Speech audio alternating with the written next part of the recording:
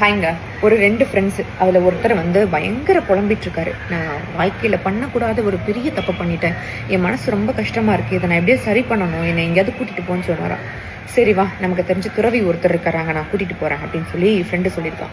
அங்கே போனோடனே சொல்லியிருக்கான், சாமி இது மாதிரி நான் ஒரு பெரிய தப்பு பண்ணிட்டேன். அதை மனசில் போட்டு உறுத்திக்கிட்டே இருக்குது. என்னால் அந்த தப்புலேருந்து அந்த பாவத்துலேருந்து மீண்டு வரதுக்கு வழி இருந்தால் கொடுங்க அப்படின்னு சொல்லிட்டு பக்கத்தில் இருந்த அந்த நபரை கேட்டுறேன், நீ என்னப்பா அப்படின்னு. நான் இவ்வளோ அளவுக்கு பெரிய பெரிய தப்புலாம் பண்ணலைங்க. ஏதோ சின்ன சின்ன தப்பு 2-3 பண்ணியிருக்கேன், அவ்வளோதான். எனக்கு வந்து அந்த தப்பு நான் பண்ண குற்ற உணர்ச்சியெலாம் எனக்கு இல்லை. அதனால் எனக்கெல்லாம் எந்த பரிகாரம் வேண்டாம், அவனுக்கு மட்டும் சொல்லுங்கன்னு சொல்லியிருக்காரு.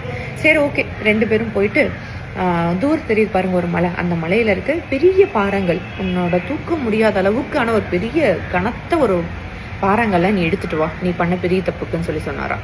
இவங்கிட்ட சொன்னாரா, தம்பி நீ சின்ன சின்ன தப்பு தானே பண்ணிருக்க, அதனால நீ ரொம்ப கஷ்டப்பட்டு பாறாங்கள்லாம் தூக்க வேண்டாம், அங்கங்க செதறி கிடக்கிற கல் ஒரு 10-15 கல்லை பொறுக்கிட்டு வான்னு சொன்னாராம். கொண்டு வந்து கொடுத்துட்டாங்க 2 பேருமே. பார்த்துட்டு ஓகே வெரி குட், நான் சொன்ன வேலையை நீங்கள் செஞ்சுட்டீங்க. இப்போ நீ தூக்கிட்டு வந்த பெரிய கல் எங்கேருந்து தூக்குனியோ அங்கே கொண்டு போய் வச்சிரு. நீ எங்கேருந்து இந்த 10-15 சின்ன கல்லை பொறுக்குனியோ அதை நீ கொண்டு போய் அதே இடத்துல போய் போட்டுருன்னு சொன்னாராம். அவனுக்கு பயங்கர கன்ஃபியூஸ். என்ன சாமி சொல்கிறீங்க, பெரிய கல் பெருசாக இருந்தாலும் அதை அவன் எங்கே எடுத்தானா கொண்டு போய் அங்கேயும் வைக்க முடியும். சின்ன சின்ன பொடிக்கல்லாம் நான் எடுத்துகிட்டு வந்திருக்கேன், இதெல்லாம் நான் எப்படி கொண்டு போய் அதே இடத்துல போய் வைக்கிறது, என்னால் முடியாதே அப்படின்னு சொன்னாராம்.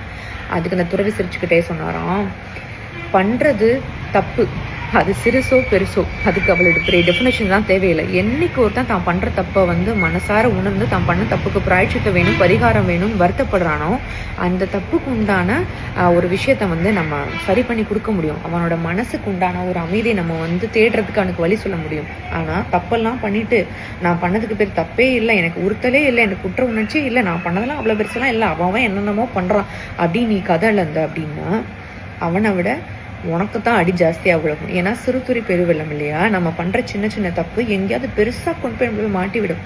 அதனால தயவு செஞ்சு இனிமேல் நம்ம ஒரு தப்பு பண்ணுறோம் அப்படின்னா அவன் என்னென்னமோ பண்ணுறான், நான் எதானே பண்ணுறேன் அப்படின்னு நினச்சிட்டு நீங்கள் பண்ணீங்க அப்படின்னா நீங்கள் நினச்சிட்டு இருக்கீங்க யாருமே நோட் பண்ணல அப்படின்னு சொல்லிட்டு.